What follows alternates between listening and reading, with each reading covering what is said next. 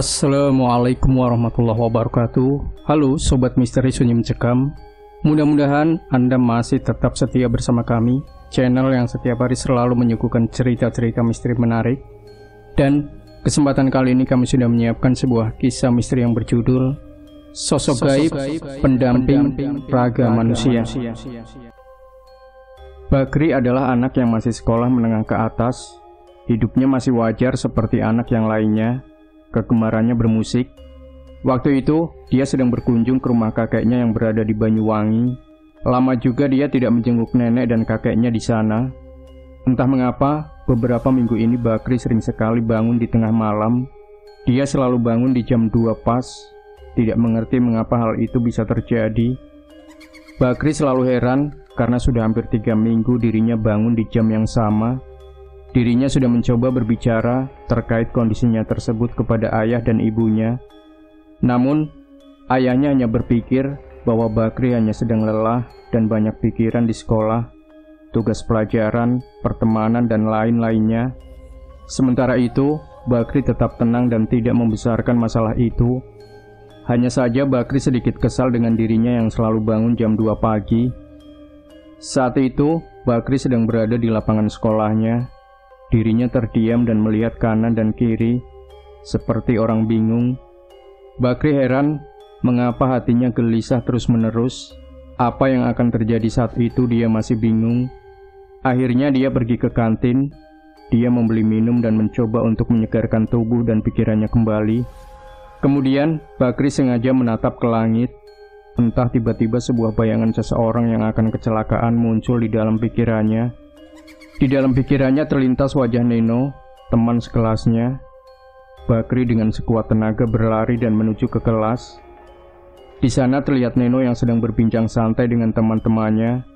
Dengan nafas yang terengah-engah, Bakri berjalan ke arah Neno. "Ngapain sih, Kri? Gak jelas anak ini," ucap Neno sembari tertawa melihat tingkah aneh Bakri. Bakri memandang Neno sangat lama. "Aku kira mati kamu, No. Mungkin lapar aku, jadi mikir yang aneh-aneh," ucap Bakri tersenyum. Neno semakin bingung dengan perkataan Bakri saat itu. Kemudian kejadian itu berlalu. Saat pelajaran di kelas, Bakri semakin pusing dan badannya terasa panas dingin meriang. Kemudian tatapan Bakri menjadi sedikit menegangkan, lantaran dia melihat sosok berjubah hitam berkepala harimau sedang berdiri di depannya. Bakri langsung kaget dan menjerit.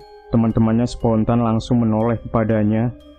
Bu Ina yang saat itu mengajar hanya bisa mendengus pelan dan menatap ke arah Bakri.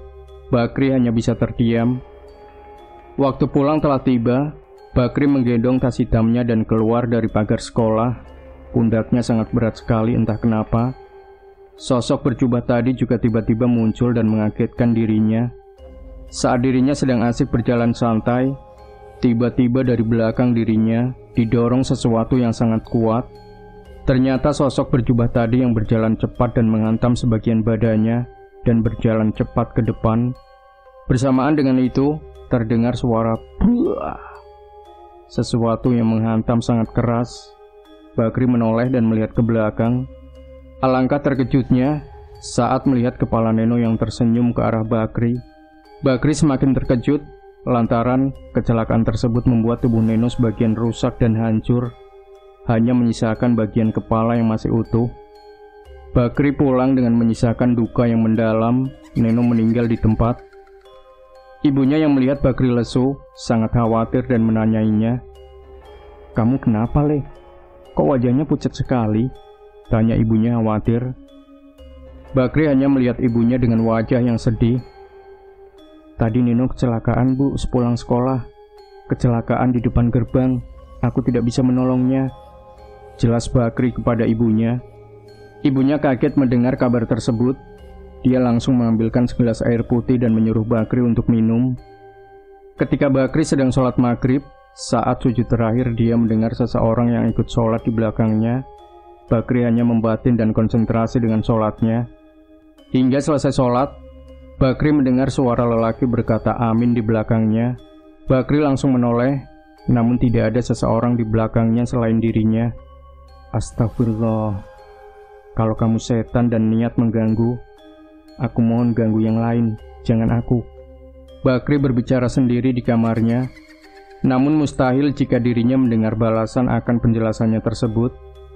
Tiba-tiba sebuah tasbih berwarna hitam terjatuh dengan sendirinya. Bakri kaget dan melihat tasbih tersebut. Dia berjalan dan mengambilnya. Rupanya, tasbih itu adalah pemberian dari kakeknya. Apa yang sebenarnya sedang terjadi? Jam sudah menunjukkan pukul 10 malam. Bakri sangat mengantuk sekali. Sepulangnya dari pemakaman Neno, Bakri merasa kehilangan sekali. Tubuhnya sudah tidak seperti tadi, sudah agak enakan.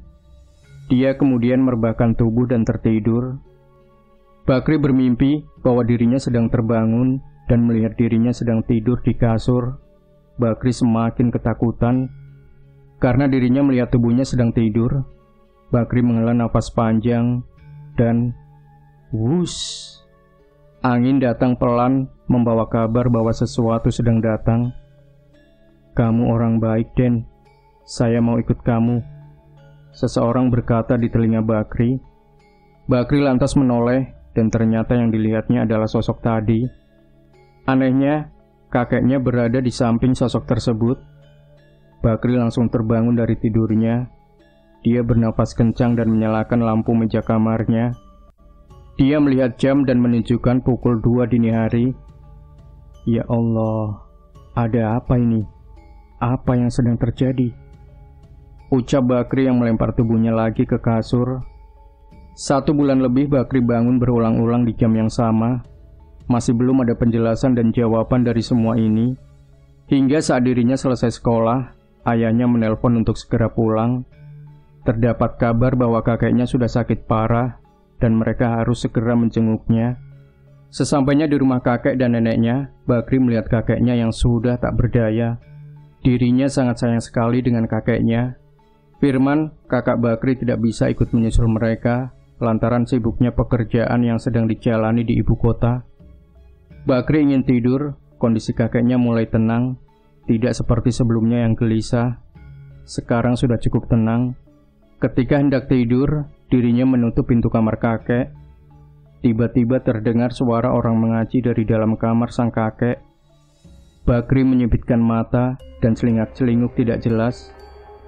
Akhirnya dengan penasaran yang tinggi, Bakri membuka pintu kamar sang kakek kembali. Alangkah terkejutnya ketika melihat beberapa orang berpakaian hitam sedang duduk di lantai dan membacakan zikir secara bersamaan. Bakri terkejut dan tidak mempercayai apa yang sedang dilihatnya.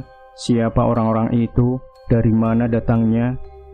Bakri melihat dari beberapa orang yang berzikir itu, terlihat sosok yang mengetuainya, sosok yang selama ini selalu terlihat olehnya. Intipan Bakri pecah, lantaran sosok itu kemudian menoleh kepadanya. Bakri kemudian menutup kembali pintu kamar kakeknya dan pergi ke kamar tidurnya. Jam pun berputar begitu saja. Bakri terlelap dalam tidurnya. Kemudian terdengar samar oleh Bakri.